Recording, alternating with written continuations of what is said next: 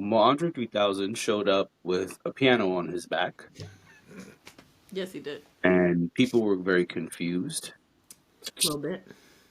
Um, However, he quickly let us know why he had a piano on his back. Mm-hmm. What did he say? He put out a statement and Okay. said, "Warning, no bars.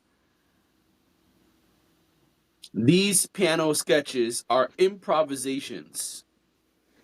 To conjure them up, I spread my fingers out on the keys and but with purpose, randomly, but with purpose, okay?"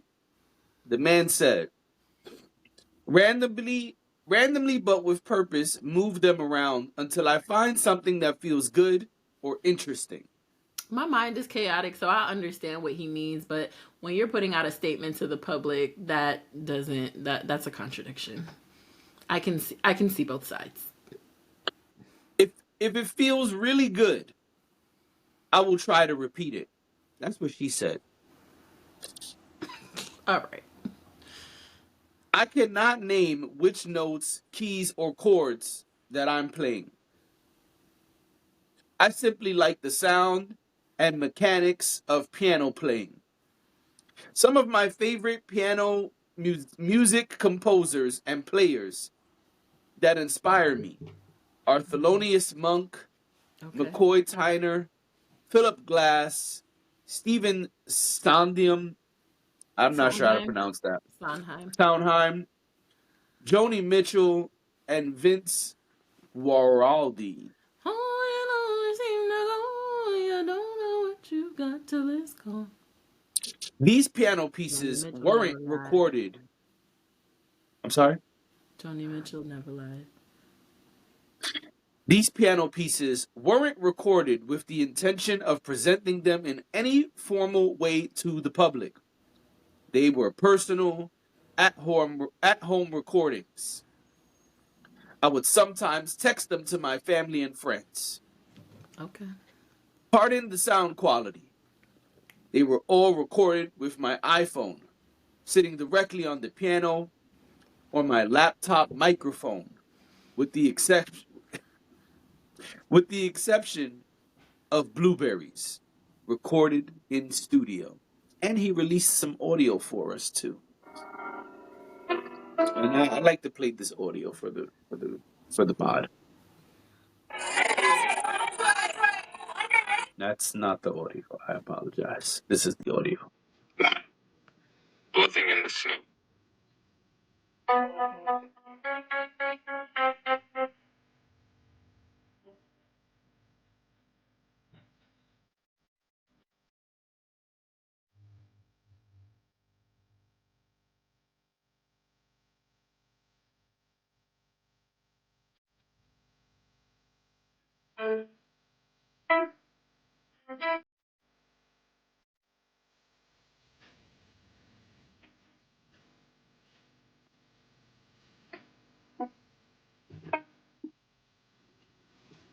That sounds like that should be a part of a movie score, like somebody running through a hallway and then they get to a door and they can't get through it.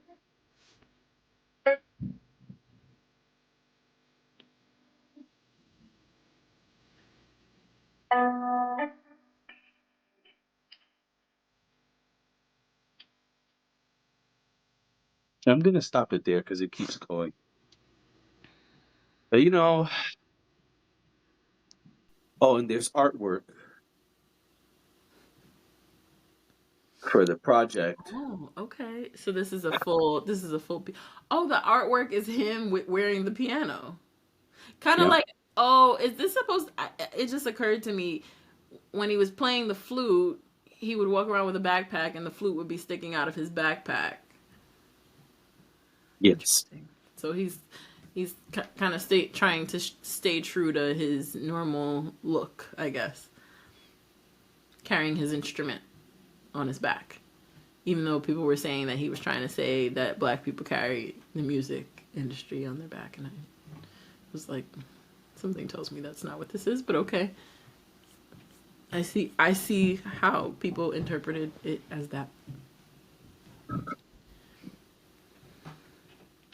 So he went to the Met Gala to promote an album, Yes. which will not have rap lyrics. No bars. 7 piano sketches. That's the name. So, how do you feel about this? I already know how you feel about this, but please tell everyone. Mind you, just so we're clear, JD did not tell me how he feels about this. But I think it's easy to figure as out. a co-host and a friend, it is obvious to me. Maybe it is not obvious to you. Maybe this is your first time here. Maybe you've been here before. I feel like if you've been here before, then it should be obvious to you as well. But please share with the class how you feel about this. I am indifferent, so I don't have anything to say. But I know you do.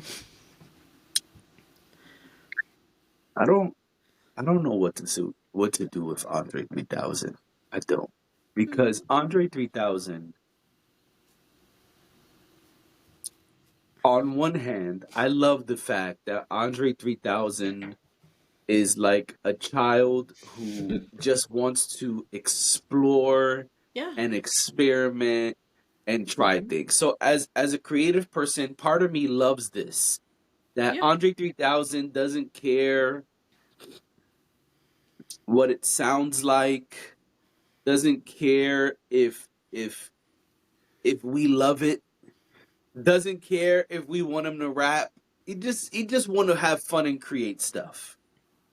He doesn't have to care if we love it, though, because people are going to consume it regardless. And he knows that.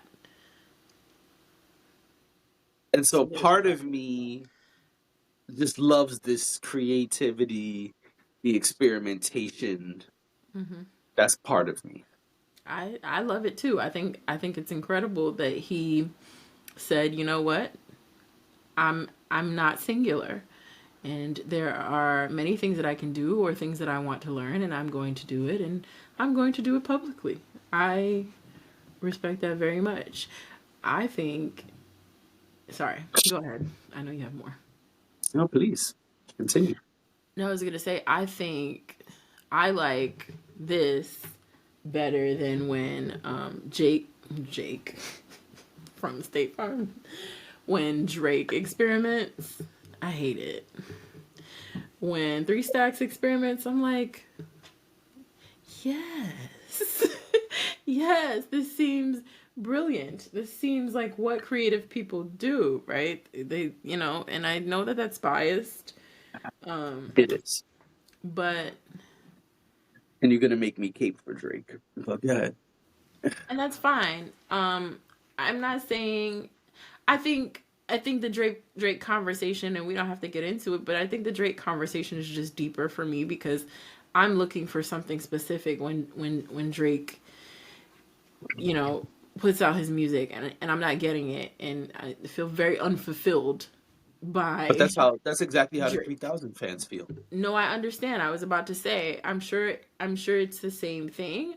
I'm a 3 Stacks fan too. I've been saying just as much as you've been saying. I would love some new music that isn't a flute or a piano. I would love some hip hop from him. Something, he doesn't do features often. We're not getting that either. So of course, but I don't know why. It's just, I think it's because we see him out in the world the way you're talking about, the way he seems just like a kid exploring and learning things and learning what he likes and trying things out. I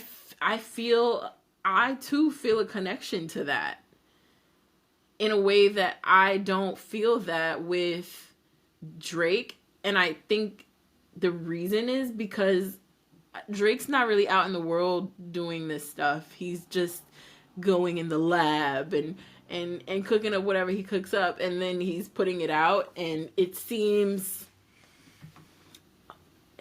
almost, to me, it comes across as, when you listen to it, it comes across as, the Drake fans are gonna kill me, but it comes across a little lackluster, and like he just kind of threw something at the wall. I don't know, like, it's just different. and I can't explain it, and maybe it's just pure bias, and I'm willing to say that. I like one of them better than the other. That is true. So And that's why you feel that way. Because for Drake yeah. to go in the studio with producers and writers and try stuff, I respect that more than this nigga straight up saying in a press release, yeah, I only recorded one thing in the studio. The rest of this shit was just on my phone sitting on top of the piano. Yo, 3 Stacks. Stop. Stop. At least Drake goes in the studio and he tries. Yeah. He tries. He got a team of writers. He got producers. He's got engineers. You know the things that people who do music professionally do. Fair enough. Like, my nigga, this is not a family gathering and you like, hey guys, while we're waiting for the pot roast to finish, can I just show you guys some shit I've been doing? No, nigga, no. This is not a family gathering where you just bust out your 7-year-old and the recorder. Like, you know, you don't like, at a family gathering, you could do some shit like that at some point in life. You're right. At a family gathering, you could be like, "Hey, little Jimmy's been playing the recorder. Is it okay if while mom serves the food, he just gives us a little ditty?" No, yeah, nigga. No. For 7-year-old Jimmy at a family gathering, we'll hear the little ditty where the nigga could barely boo boo boo. No, boo, no. boo.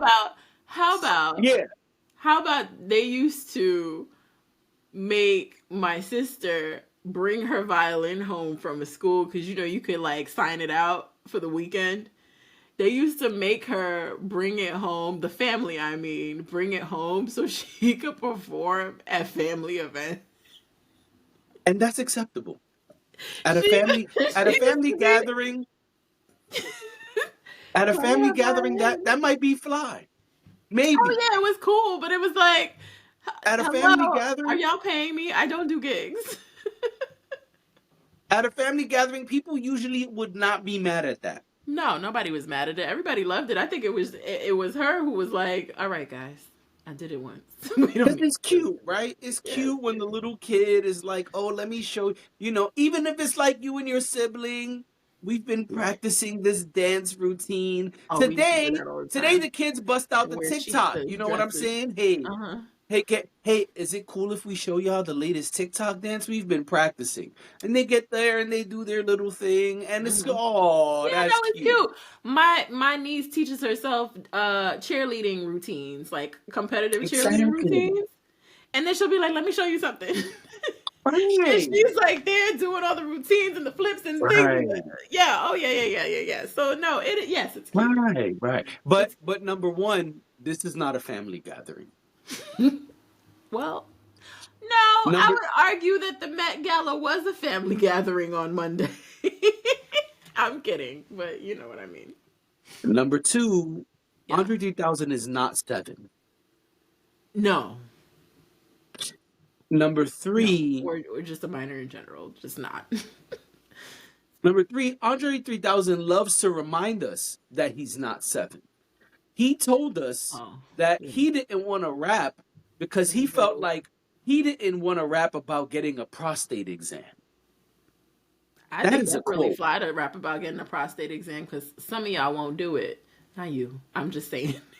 That is a quote. And so Andre 3000 reminds us, point number 3, that he's not 7. That he's actually 50. Okay. And so why in the flying fuck are we hearing a 50-year-old musician, a 50-year-old music artist, a professional music artist, a person who's in the Guinness Book of Records for the #1 ever sold hip-hop album, and about to become a rock and roll Hall of Famer, and about to be a rock and roll Hall of Famer?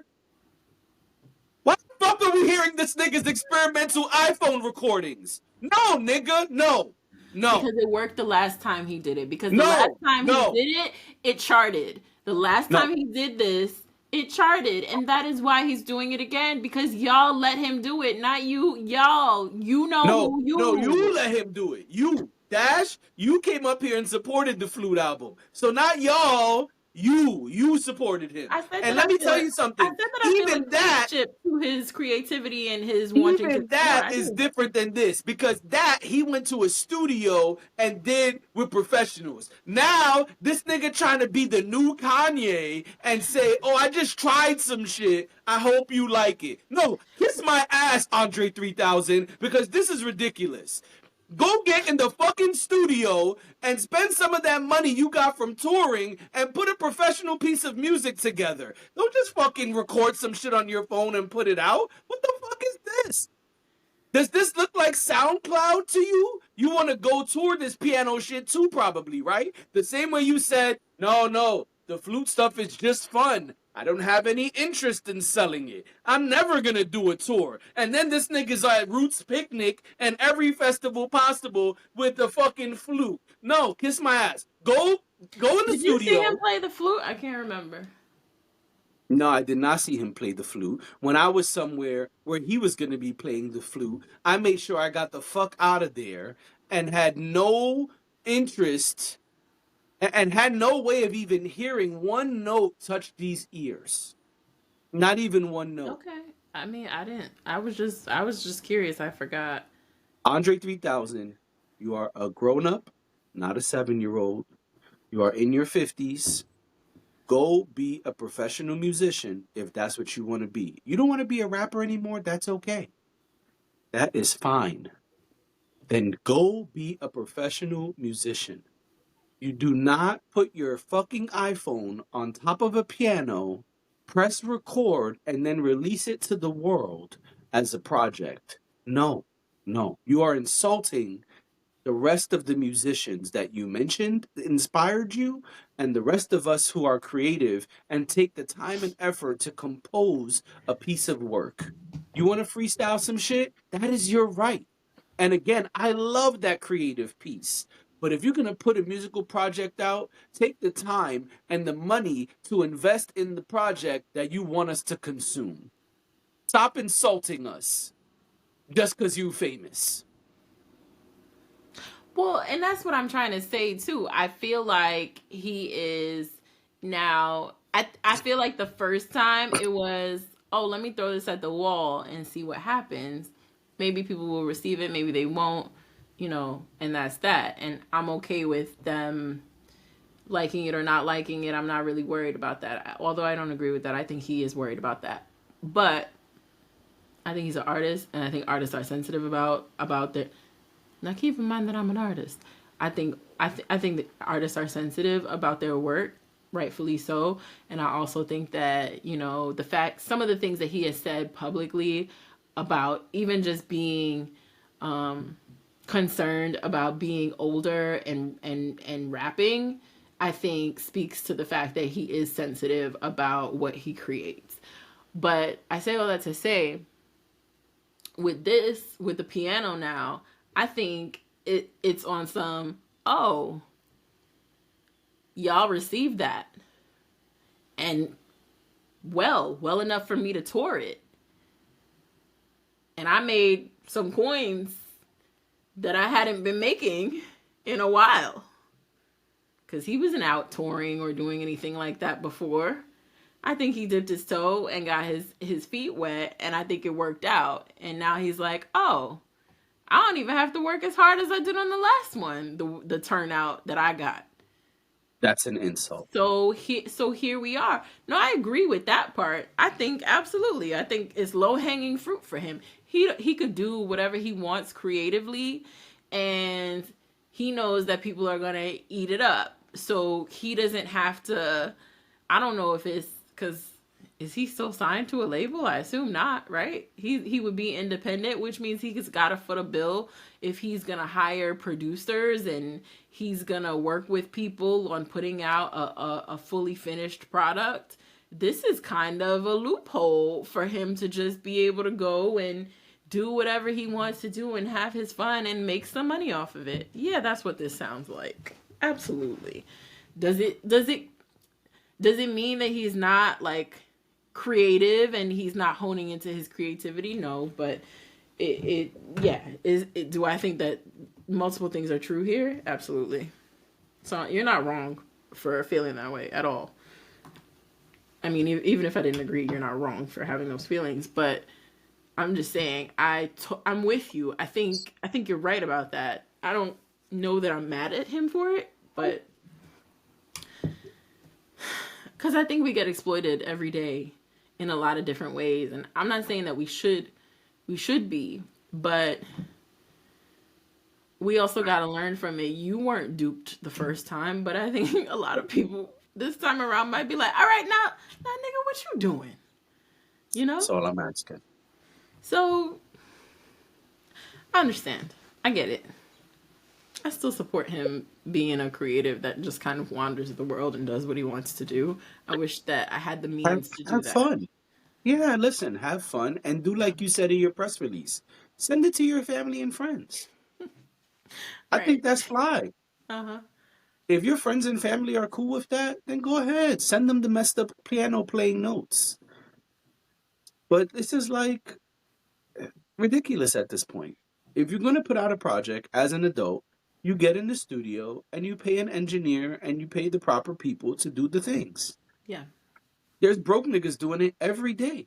There's also broke niggas like me. I didn't do this, but there are plenty of people who learn how to use Pro Tools, how to engineer, Because and they it's take their available. free Yeah. time, which Andre 3000 has a lot of, clearly. They take their free time Mhm. and they learn how to mix the records and they do everything themselves at home with a laptop. No, that's how we Andre learn to become 3000 is podcasters. fully capable. Say it one more time for the folks. I said that's how we learn to be podcasters. Like okay, everything is not available to you that is available to the wealthy and the powerful, right? But Right. there are a lot of things that are available to you, and more often than not, when it comes to being creative, there are ways to do things without having all of the big budget and all of the equipment and whatever. There are ways to get things done. So that Yeah. is absolutely true. We would not be podcasters. You would not be someone who makes music. A whole long list of different things that between the two of us we have done just here alone on this podcast is because like it's available to most of us. Some of it, not all of it. I'm not saying like even Pro Tools. When I tried to use Pro Tools, in my mind, like I didn't use it because I felt like I needed to go pay someone to teach me how to use it because it wasn't easy to use. So I understand like certain things may be out of reach, but everything's not out of reach is my point. I hope that didn't sound too He pick has, yourself up by your bootstraps, but I don't think it did. And that's my point. Today, there are teenagers and young adults in this music industry who really are not part of the music industry. They're people doing exactly what he's saying, yeah. experimenting, creating at home. But those kids, those young adults took the time to learn how to mix the record themselves. They took the time to hone their craft Right.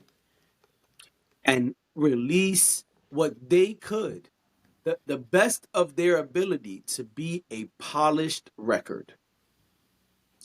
If kids in a basement can do this, so can Andre 3000. So there's no excuse because we know he has the money to pay professionals. Yeah. And we know he has the free time to do it himself if he doesn't want to pay professionals. Yeah. To tell you, hey, I put my iPhone on top of the piano and just let the microphone record it Yeah. is an insult. Right. Don't insult us anymore, Andre 3000.